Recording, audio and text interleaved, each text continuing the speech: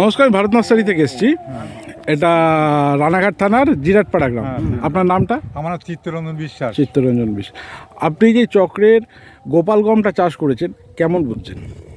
এই গানটা ভালো হয়েছে, গাছ হাইট হয়েছে, শীষ বড় হয়েছে, আর দানাও পুষ্ট হয়েছে, আর একোষ আছে, মানে গমটা কোনো ভেজাল নেই এই বীজের।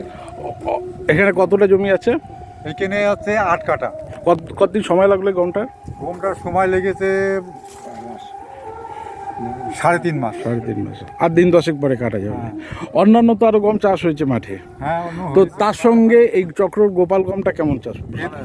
সে সব থেকে ভালো হয়েছে এই গমের বীজটা। শীষের ঘনত্বটাও বেশি, ঘনত্ব, অন্য গম শীষটাও লম্বা, ভালো হয়নি, পাতলা শীষও ভালো না, শীষটাও ভালো। আচ্ছা, আপনারা তো সবাই দেখলেন, কেমন বুঝলেন আপনারা এই গোপাল গমটা চক্র কোম্পানি? আগামী বছর চাষ করবেন আশা করি। যাত্রার নাম মনে রাখবেন, চক্র কোম্পানির গোপাল গম। আর বাদ বাকি যা জিনিসগুলো নিয়ে আলোচনা করলাম, বেগুন বা চিচিঙ্গে, সেগুলো চাষ করুন আস্তে আস্তে।